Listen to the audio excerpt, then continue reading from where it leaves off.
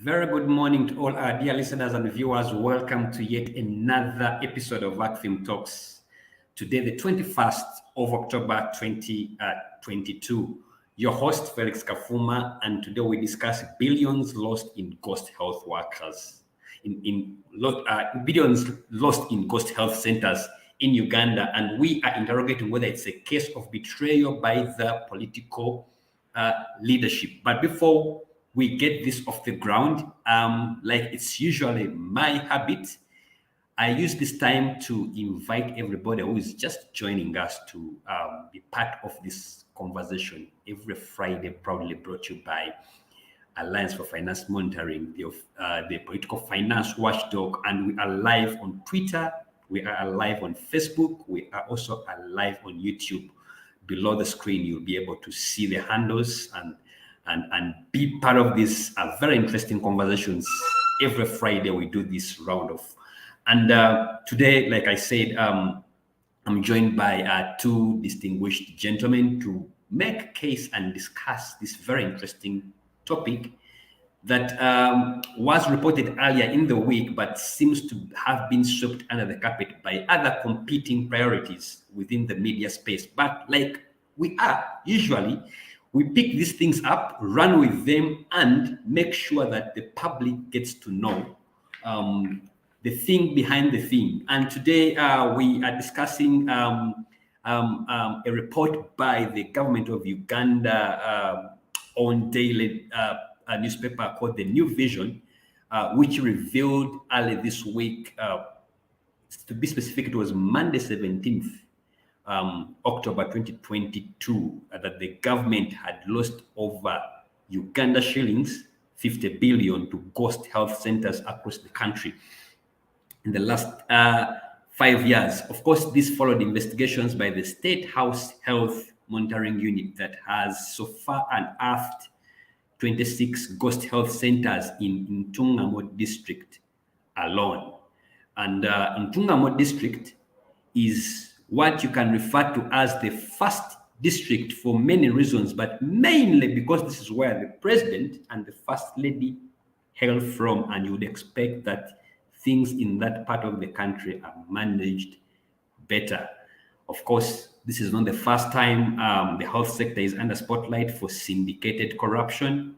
For instance, until now, we don't know where the money that was allocated to buy COVID vaccines went. As far as I know, and probably my colleagues that are joining me very soon will attest, most of the COVID vaccines that have been used or that were used were donations. But also, we still have the unanswered questions around the Roboa hospital scandal, among others. All these things remind us of how interesting and how the health sector is not stranger to being shrouded in controversy around that speaks to corruption. But this begs certain fundamental questions that I think would be very interesting and important for this discussion to consider. First of all, we ask ourselves, where are the anti-corruption institutions when all this is happening? We are also asking ourselves, where is the political leadership? Where are the citizens and the citizen organizations? Where are the security agencies like the police, the DSO, the PISO, and where are the RDCs? Who are the eyes and the ears of the president in the districts while all this is happening? And in today's episode of Acfim Talks, we'll delve into the intricacies of this scandal in relation to the management of public affairs.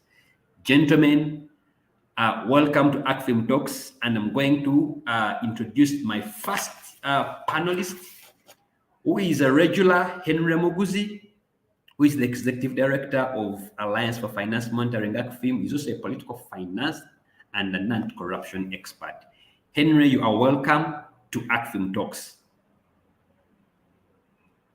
Yeah, thank you, Felix. Always a pleasure for me to be here, and welcome all of you that are joining us today.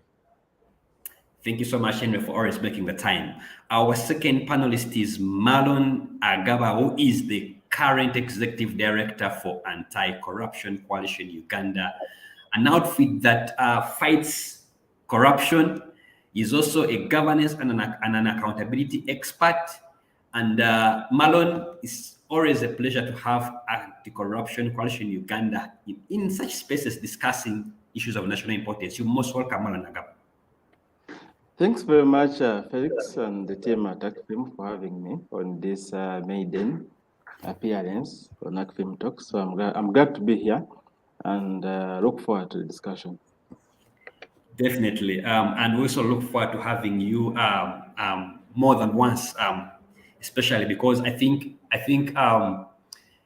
the issues around corruption seem to color our country called Uganda. Every day we are having a scandal, so it will be good to have you in this space regularly, Marlon. But let me start with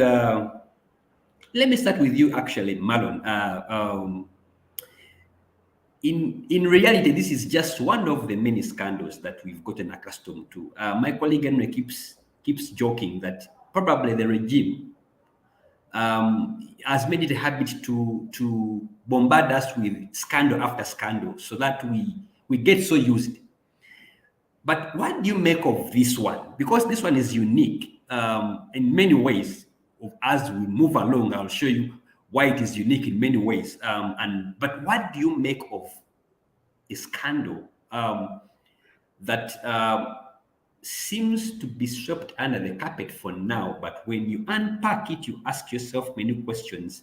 How can, for example, in Tungamo district alone, how can 26 ghost health centers exist? My understanding that the health center, just one, is staffed with 20 health workers, a minimum of 20 health workers. You have a doctor. There is a budget that goes to pay the salaries of those health workers. It gets drugs. I think it's quarterly. You remind me, you've been doing this work for quite some time. I think they get quarterly releases of drugs. How does this happen? Not for just 1 year, not for just 2 years, and most importantly, in a district like in Tungam. What do you make of this scandal? Yeah, thanks very much, Felix, for that question. I think at the start you talked about the normalization of corruption, a very unfortunate phase that we have entered, that such a story can happen in the country. It is reported in the media, and then there is no follow-up, there is no uproar. I think we have moved from a phase where such revelations really made a very big impact in this country. When you look at Chogam and Gavi and the other scandals, at least they would be, I mean, those stories would cause shock in the country. But now such happens and everything appears to be moving on normally. It shows you how we have progressed and how we have moved into a phase of normalization and culturalization of corruption. Everything looks normal, which is very sad and unfortunate. And it's a culture that we have created over time. We have built this culture, and now it's here. So we are into a phase, by the way, where corruption basically looks normal. I was speaking with some business people recently. We are doing a study on how corruption affects businesses, and then they will tell you that we even budget for corruption. You know it. Even these foreign firms, the Chinese, the Indians, they come here. Maybe 10-20% is budgeted. It's corruption, and they budget for that, and they know that. So we've moved into that quite unfortunate phase. Going back to your question, this kind of how it happens. Yes, it does happen. And we can also draw some examples from previous cases. You have heard about, for instance, the pension case, where up to 165 billion was actually stolen through connivance. They usually syndicates. And I think in that case, it was mostly the Minister of Public Service, had the Minister of Finance, you had Bank of Uganda, and another commercial bank. Where money was wired on multiple accounts, and within seconds, the money had disappeared from those accounts. So it can only happen through syndicates, and there are many people involved. Like in this case, definitely, you can't rule out syndicates between the political leadership the councils and LC5, but most importantly, the chief administrative officer, the district health office, because the district health office is directly responsible for supervising these health centers. And actually, health centers send weekly reports through the district health information system to the district office. So I cannot imagine a scenario where you have non-existent health centers and the DHO doesn't know, and the chief administrative officer doesn't know, and even the Ministry of Health doesn't know. So this is a syndicate. It is a syndicate that runs throughout from the district, and by the way, up to the Ministry of Health. There are people who have been benefiting from that, and it's a lot of money. And like you said, the impact is much bigger, because you're talking about 50 billion, 26 health centers in just one district.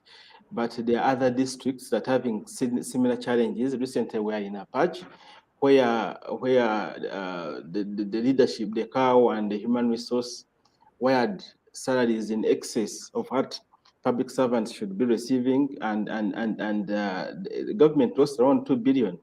I mean, the civil servant is supposed to receive 500,000. They send them 15 million, and then they tell them withdraw the excess and bring it in cash. The money is bought in cash. I mean, is one interesting example of, I think, a teacher who was sent 50 million, and she went to the bank. She had never imagined having 50 million, but here she's being told, get the money, put it in a bag, and bring it in cash. And she withdrew the money and bought it in cash, and brought it to these officials. So over 2 billion was lost. And so the examples are quite many, but I think probably that the agencies we have in place that should be investigating these cases, I think one, of course, the connection is poor, maybe they're incapacitated, or maybe there are problems within themselves. But for me, the problem is that the syndicates are there. You get only to know when maybe they have their own internal challenges. Maybe there's a whistleblower, maybe there's someone who didn't benefit, like even the case in Apache, somebody had to whistleblow. But we have these systems. We have the finance management, the integrated finance management systems. We have the PBS and all the systems at Ministry of Finance. So the question is, why can't we have red alerts in these systems? I mean, there are things that are quite clear. If someone is supposed to be receiving 1 million and receiving 50 million, the system shouldn't allow that. But I mean, these things happen because these systems are designed to benefit them. The people who design these systems, they already know that they put up the systems in a way that will benefit them. So in a nutshell, I can say this is just a syndicate, that there are so many people involved. And when they are happy, when each and every one is receiving their share, you will not get these reports. They only come out when they have disagreements. I can give you an example. We're interacting with an internal auditor some time back who was deployed in a government hospital somewhere in Western Uganda. And within 1 month, he actually had discovered that there were 15 ghosts on the payroll. So what they told him, you know what? There are 15, so and so has 2, this one has 3. So can I give you 3 or 4? And then business moves on. So unfortunately, that's the phase that we are at, Felix. Thank you. It's very unfortunate. I think Uganda, we are in a situation where if you are not corrupt, you are the abnormal one, and that's why they're pushing us to believe so. But Henry, this scandal, in many ways, is quite disturbing. I kept asking myself, national medical stores are supposed to send medicine to health centers. So when medicines left national medical stores to the health center, which is not existing, who received them? What was delivered? I mean, what is your take on this scandal? Thank you, Felix, and thank you, Marlon, for joining and discussing something that is quite dear to the three of us, because I think what brings us in common is that we are all anti-corruption activists. Let me start by giving it a human face. I want to state for the record that healthcare is so important to everybody's life. Healthcare has everything to do with the economy. Healthcare has everything to do with economic development, and even the transition from underdeveloped to middle income status that we are craving for cannot be achieved if healthcare is not fixed, and this is why. Health, the failure of government to invest in health, the existence of ghosts in the health sector, the pilferage of resources from the health sector has had the effect of making us citizens spend more on medication. When we spend more on medication, we have nothing left to support aggregate demand. Okay? So we cannot have purchasing power. If you don't have purchasing power, the economy is weak. If the economy is weak, we cannot attract investors. If there are no investors, there will be no jobs. If there are no jobs, your young people will have nothing to do, which is why you are seeing the exodus we are seeing of young people going to the Middle East. Healthcare, the lack of effective healthcare and the malfeasance in healthcare is responsible for the poverty we are going through. Healthcare is responsible for the misery that millions of Ugandans are experiencing. A father or a mother should not go bankrupt just because her daughter or his son has gotten sick. Just the other day, I went back home, my son was coughing, and he had a midterm exam the following day, so I had to go rush to hospital, Kibuli Hospital. Just one evening, I left there 116,000. An ordinary Ugandan cannot afford. Now that's a simple illness. This is the reason we cannot develop. To date, the cost of healthcare has gone up more than 3 times than the rate of inflation. The country is at a stage which you can call a cliffhanger. And when you hear stories like you have said, the syndicated corruption that has allowed this level of looting, and looting in an insane manner because they are looting without any intellect. Because the issue of ghost soldiers has been with us since God knows when. And then you ask the question, who dropped the ball here? And I'm happy that you called it, you signposted it as syndicated corruption. Because you ask yourself, how did this happen? Because we have the Gobolola intelligence officer, isn't it? The GISO. We have a DISO. We have another DC. These are supposed to be monitoring what happens in the district. What are they monitoring? Or are they spending all the time seated on Kameza and drinking alcohol? Or in lodges with women? What are they doing there? And then you have a man or a woman called the DHO, District Health Officer. His responsibility is to monitor. You also ask yourself a question, by the way, come to think about it. If I want to create a ghost health center, what procedure do I go through? And I would bet it's the same procedure one goes through to create a real health center, which means there must be the numbers of people that don't access it. There should be an involvement of the political class at the sub-county level, at the district level. There must be circulars written to the ministries at the national level. There must be decisions taken, approvals, that by the time the Minister of Finance gets to disburse funds to the district, and mark you, the monies that go to fund the health centers are channeled through the district accounts. And therefore, the councillors who sit and discuss these budgets, you would imagine they always ask, how many health centers are we budgeting for? And can we know them by name? So I'm sure in any of those areas where the ghost health centers are, there is a councillor. Where did this man or woman go?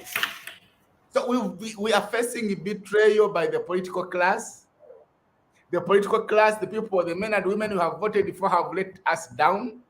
You have a member of parliament who is also said to be an ex-official of the district. What are they doing seated in Kampala eating sausage when the people, the voters, are going through misery?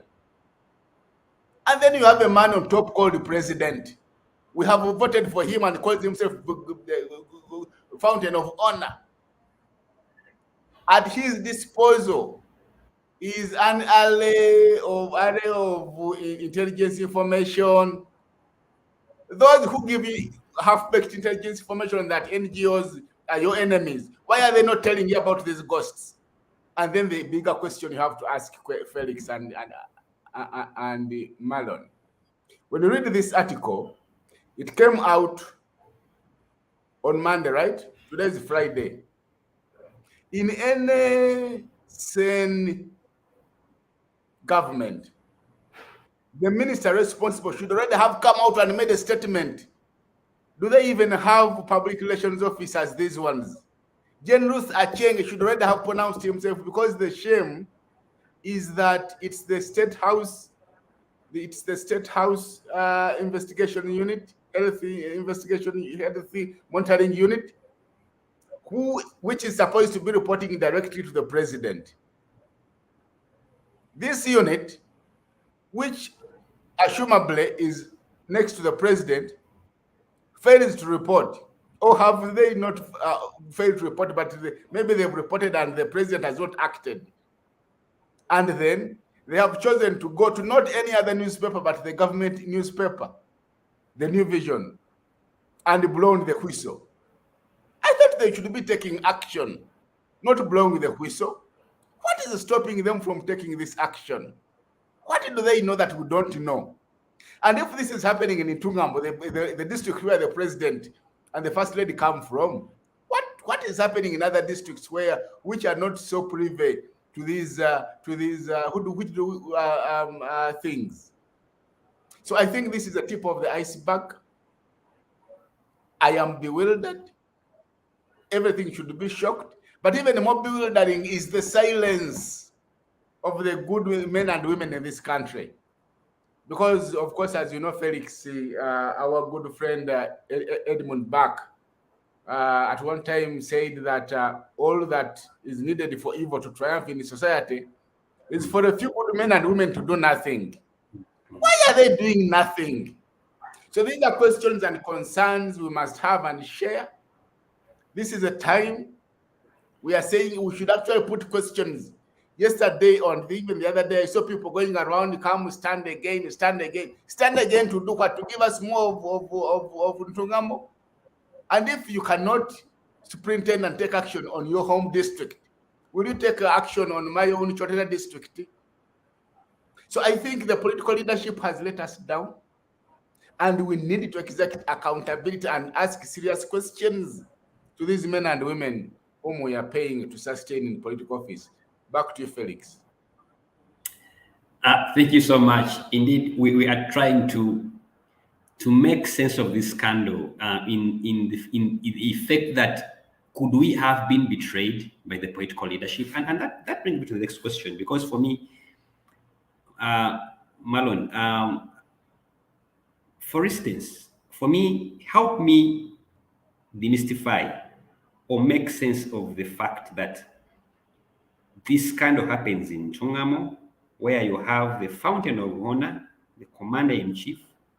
Is it possible that this can happen and it goes unnoticed? What could have happened?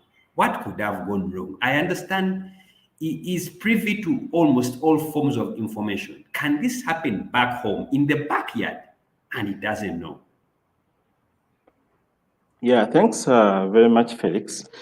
I think just to go back a little bit to put this into perspective in terms of to sustain this kind of stealing, you need as many people as possible on board. Talked about for instance, the human resource in the district under the Ministry of Health, Chief Administrative Officer, the district health officer, the internal auditor at the district. You need some officials at the Ministry of Health. Then health management unit, because each health center should have a health management unit appointed by the LC5 with approval of the council, and that has around 5 persons. And this should sit regularly, by the way, at the facility, and they should be supervising the facility, and then of course the banks, because health centers receive funds. They receive PHC, that is the primary healthcare funds. For health centers, it could be around 8 million per quarter. They receive drugs once every 2 months, and these drugs are delivered to the district by national medical stores, and then there are different companies that do deliver these drugs to the different health centers. And by the way, when the drugs go to the health centers, they're supposed to be received by the chairperson of the health management unit, by the in charge of that facility, and by the DSO and the resident district commissioner or the deputy RDC, depending whether it is urban or semi-urban. And now you can see the amount of people involved in this. And I think, of course, also talked about the fact that the councils are involved in the budgeting process, and usually the IPFs that come from the Ministry of Health before the financial year to guide in terms of planning.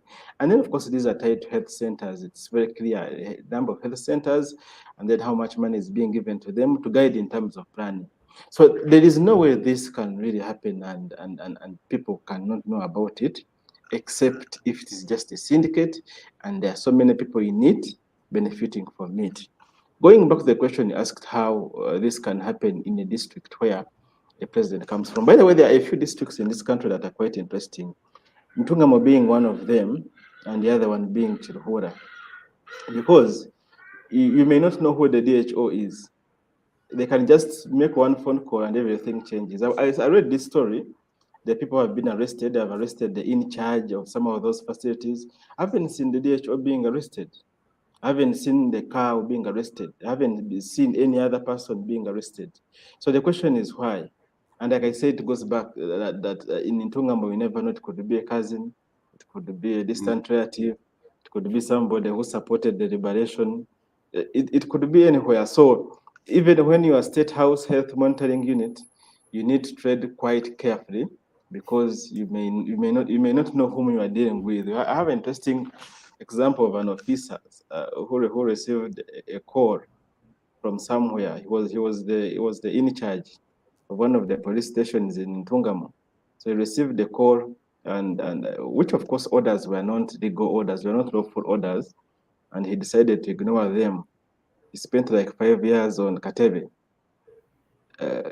So you can imagine the kind of context.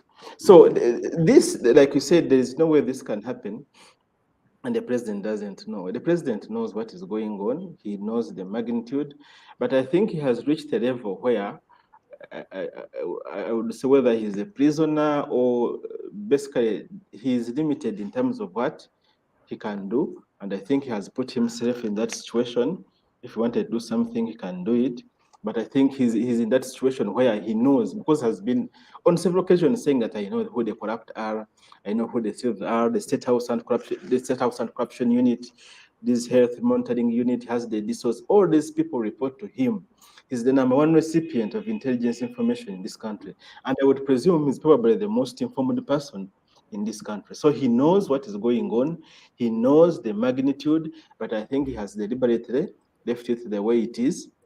And I think that now goes back, even looking at Ntungamo, we also have now to look at the broader country called Uganda. That is the political economic context that is extremely corrupt, and also the close, intimate relationship between politics and corruption. I mean, if you have, for instance, a parliament where members of parliament can be bribed 40 million to pass a supplementary, and you ask yourself, where is that money coming from? I mean, you can guess where the money probably came from and who would be interested in a supplementary. I mean, if you have that kind of political economic environment that favors corruption and the corrupt, then for me, Ntungamo is just a micro reflection of what the bigger thing is. So the Fountain of Honor knows what is happening. There are even much bigger scandals than that he knows, but he has deliberately decided to leave it that way. So that's how I see it. Wow, thank you so much. And that brings us to half an hour. And we should be going for a break. But when we return, we'll continue with this conversation. And I'll start with Henry in case I was interested in creating a ghost health center, what would be the procedures I would follow and how would I exploit the loopholes? But let's have this conversation when we come back from the break.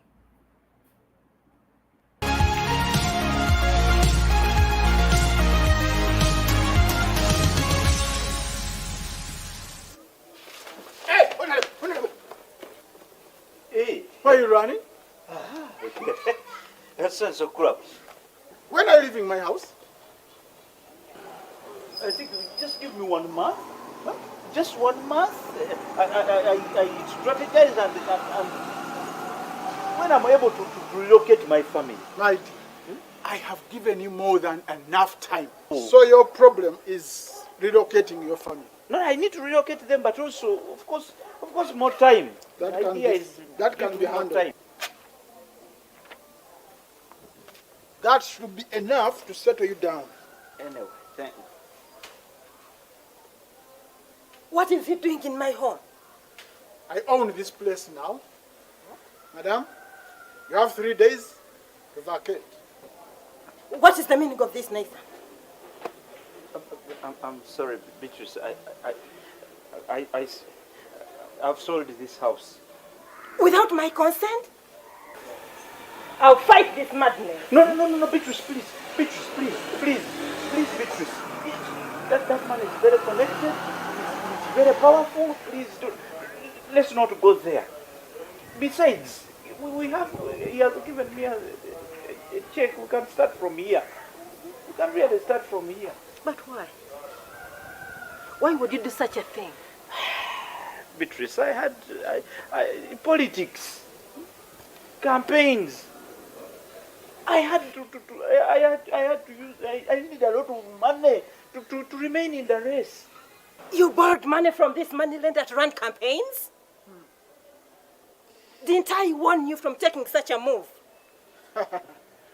We are unnecessary evil. This doesn't concern you. But I needed to save our parliamentary seat. But you still lost. However much we invested. I'll start from We are worthy 5 million? Only? Hey, Beatrice, man. In politics, you fall and rise. You can lose an election. So you believe you will rise again? Yes, I can win again and become a parliamentarian and put my life back together. Would you write another one? Hey, Beatrice! Please, Beatrice! Please don't leave me. Leaders like these are highly susceptible for political corruption and will not be service delivery oriented. Contribute today at www.politicalfinanceafrica.org/donate.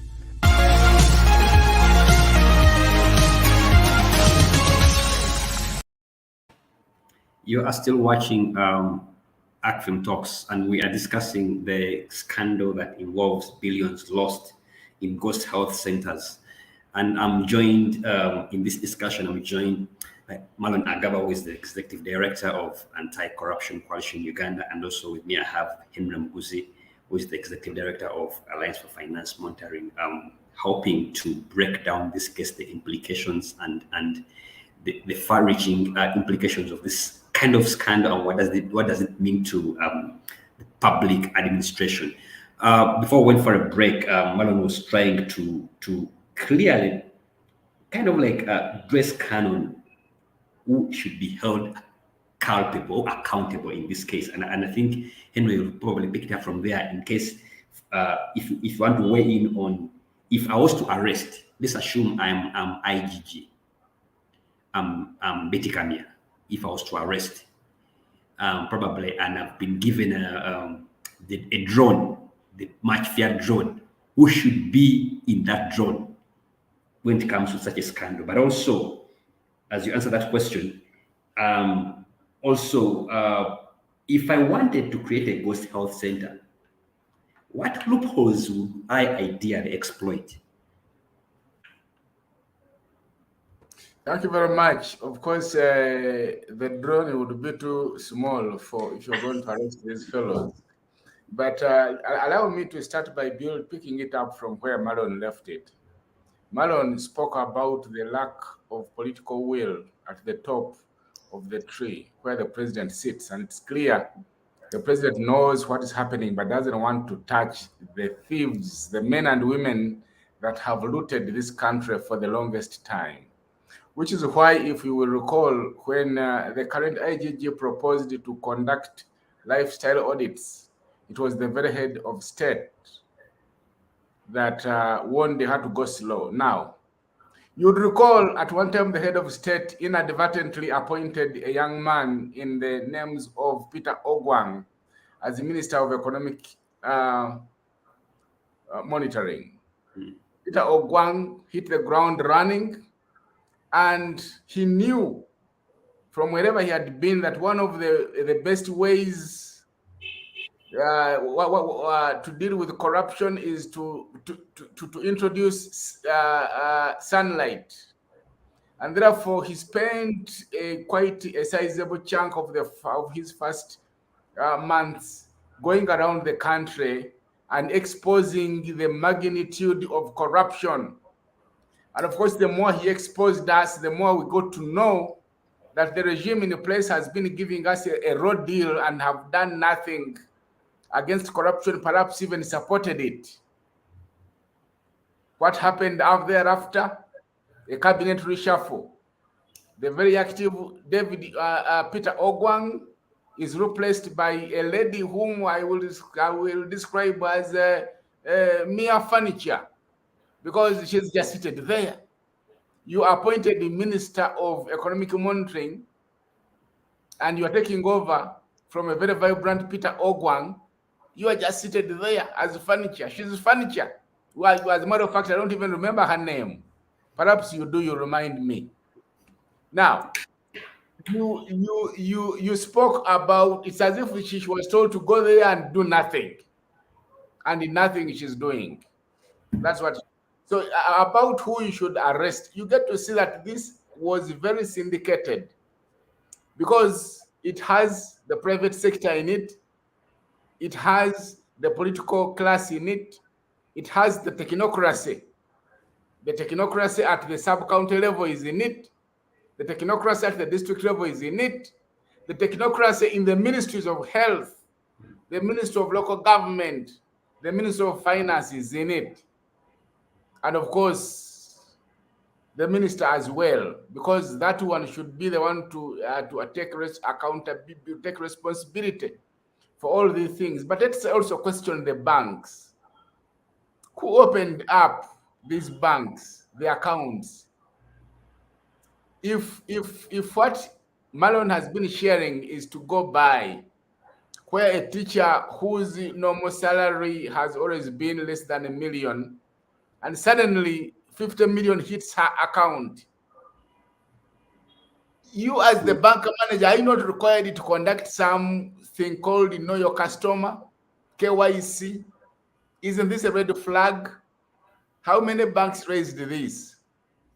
Do you remember in the case of the pension scheme of Obe and others, where Cairo Bank was involved? Did we see any case preferred against Cairo Bank? So you also we need not to absolve the bank. The bank itself, where the accounts, the money has been pumped, the ghost monies have been going, should be questioned. But what about national medical stores? The national medical stores, your duty is to take medicines to these health centers. And I would assume that they pick a list of these health centers from the district. Of course, the DHO, who is very culpable, provides this list. So you national medical stores, every time you took their medicines to these ghost health centers, where did you take the medicines to? Or did you just join the looters and say, okay, I've gone to this place, there's no health center. Then you fill the forms yourself, and then you sell them to the next pharmacy in the neighborhood. And then you come back happy. You put up apartment buildings. You make it appear as if making money is so easy and so simple. What about the councillors? So you are the councillors from these from these parishes and villages. What are you counseling there? The district executive, what the LC 5 chairperson, and for Ntugamo, my good friend, the former journalist who is there. And of course, when I say Ntugamo, then I remember my good friend Godba comes from there. What was the LC 5 person doing? And then, of course, now the Ministry of Finance. So you, the minister, when you are sending money, did you do due diligence? What about the Auditor General? When you go out to audit and connect those value for money audits, do you visit? And when you visit, what do you find? And when you found it, what did you do?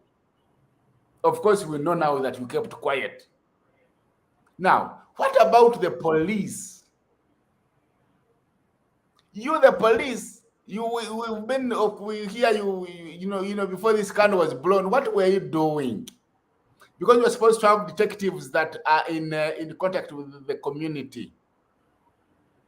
So these kinds of things happening, you really tell you that you need to arrest a whole fleet. And unfortunately, when it comes to corruption, in a country like Uganda, you will find you have to put everybody behind bars. Now, how do you create a health center? You see, a health center doesn't just get to be created.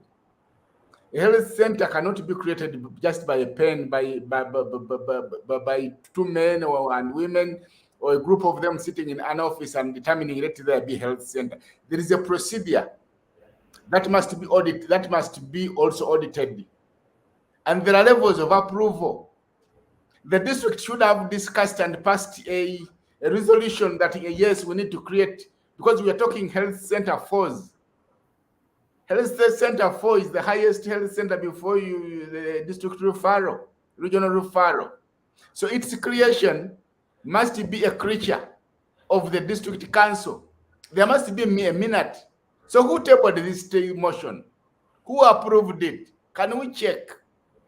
And of course, then the ministry, the local government, the Ministry of Health, which is the line ministry, then receives the recommendation from the district with the minutes, with the signatures of councillors present. Did they go to verify that those health centers are actually there before they advised the Ministry of Finance to include that in the budget? So you see, there's quite a number of things we need to question here. And of course, I would imagine the president. For me, the only thing that baffles me most is that the president one day sets up the health sector monitoring unit to help him monitor and report. The president, like rightly put it, Malon, is a consumer of all manner of intelligence reports. He has received this. I want to read something between the lines from the actions of this unit. It is supposed to report to the president. It doesn't. It chooses to go and whistleblow. It means that they have seen that the president, instead of taking action, perhaps is protecting them. And then he says, okay, now let's just blow it, expose it to the punitive eye of public scrutiny. And public scrutiny we are doing now, because they saw there was nothing, no action being taken. But it takes you back to the whole political will. Is there political will? Can this president fight corruption? Or can we just confirm that over the past 30 years, one of the regimes, Achilles' heel, has been fighting corruption? And why are they condoning it so much? Why do they seem to be so helpless when it comes to corruption? Of course, the suspicion can be that some of the proceeds of corruption maybe could be coming back to finance politics in this country.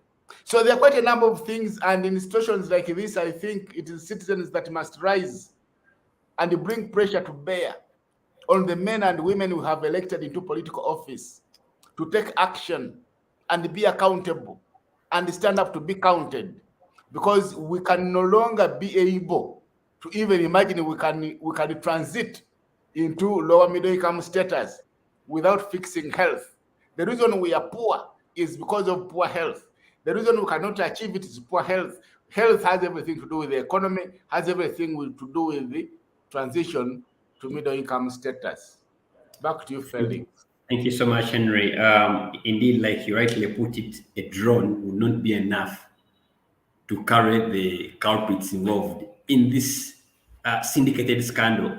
Let me come to you, Marlon, and everybody who's viewing us out there. You can be part of this conversation. You can drop your question, your comment, contribute to the discussions on our social media platforms, on Facebook. We also live at Twitter. We have a Twitter handle at Acfim UG, and also live YouTube Acfim UG, and you can be part of this conversation, like it's always the case. But Marlon, what apart from the biggest loophole that seems to be benefiting every corrupt person right now, that is the lack of political will. In this case, especially looking at this scandal and many others like these ones, what are some of those loopholes that usually the perpetrators of corruption exploit? Taking an example of this case, what were those loopholes exploited beyond just the blanket loophole of the lack of political will, which everybody knows is the biggest challenge and problem in fighting corruption? Yeah, thank you very much, Felix. Of course, you have already talked about the lack of political will. Maybe I may connect that to the broader context where everyone, I mean, we're moving into a state where most of the people think that actually being corrupt is cool. I mean, even when you interact with people, like the few I've interacted with, the opinion is, I mean, it's normal. They are sharp.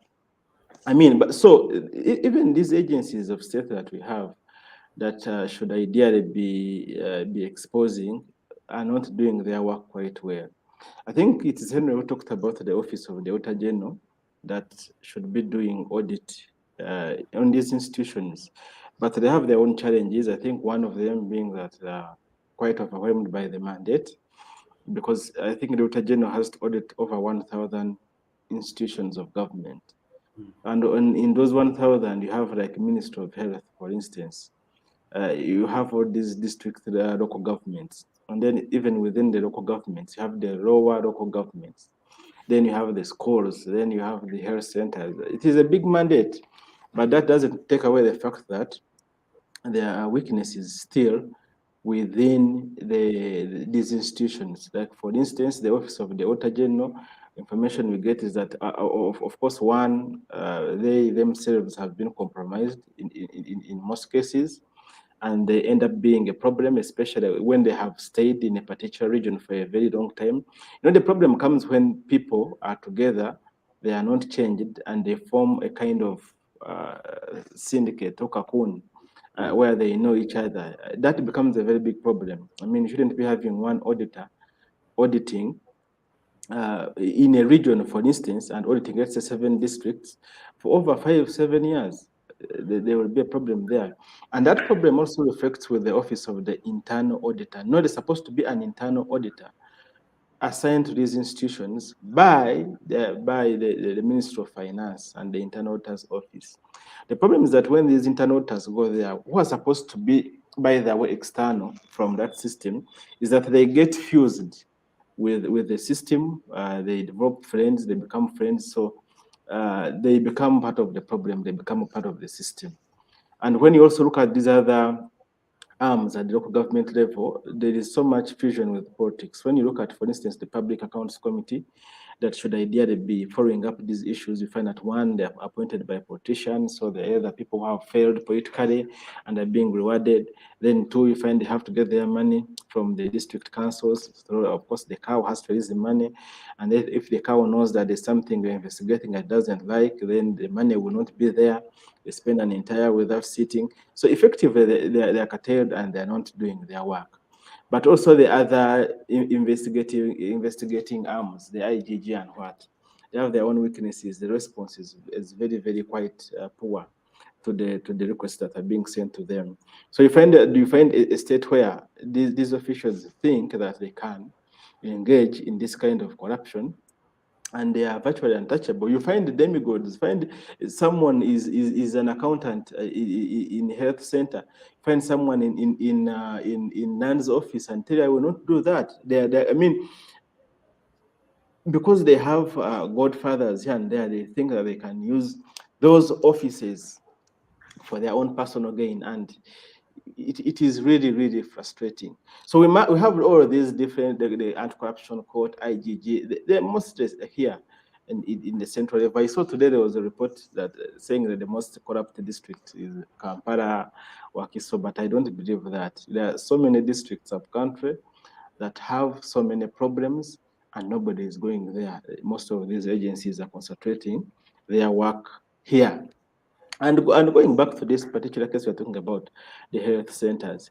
Health center force, first of all, should have an in charge who is a doctor. And in some cases, the in charge is also either the DHO, where the district doesn't have a district hospital, or where it is like an urban setting. We find the in charge of the health center for is also the DHO. But and some of them, by the way, because they have a big catchment area, you find they even have 2 doctors and up to 49 staff members. I know some that have 49, 50, because I know they also do other services like the dentistry, like cesarean operations, minor surgeries, and they serve a population of 100,000, by the way. So before the creation, it has to be, there's a clear criteria. A health center for serves a population of 100,000, and in most districts, it is like serves like the district hospital, especially in new districts. They should have a doctor, for a doctor, nurses, midwives, and staff. They have, of course, their accounts in banks. They have the different units, and they receive, by the way, primary health care around 15 million every 3 months, and then drugs from NMS every 2 months, worth around 16 million from a study that we did some time back.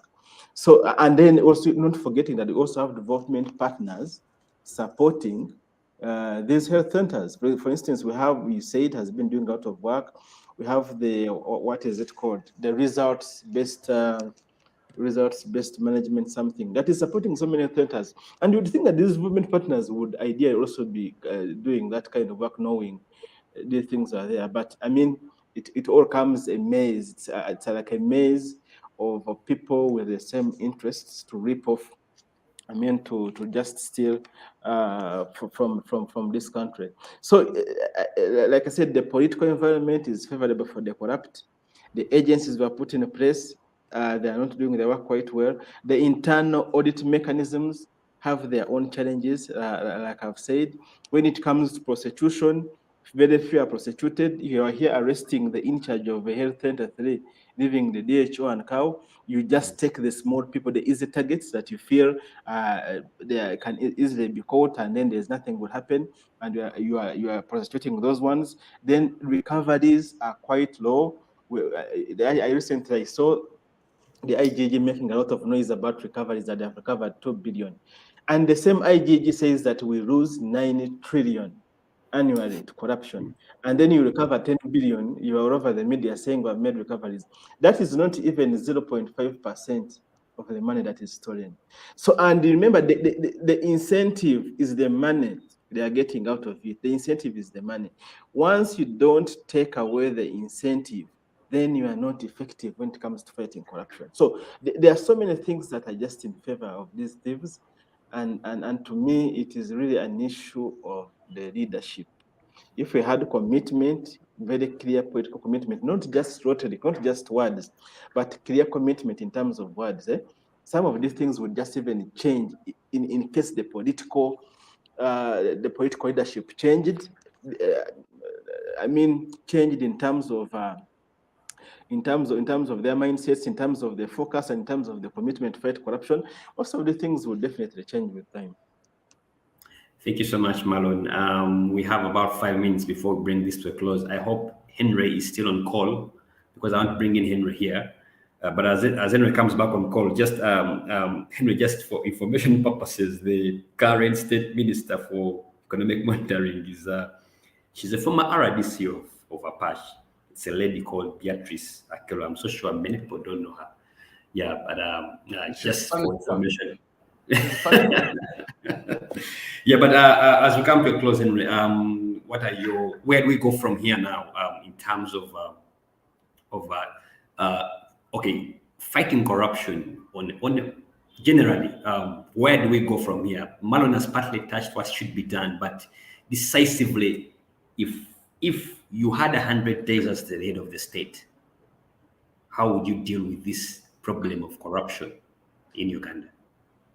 Thank you, Felix. You know, my good friend, Professor P.L. Olumumba, at one time said that Africa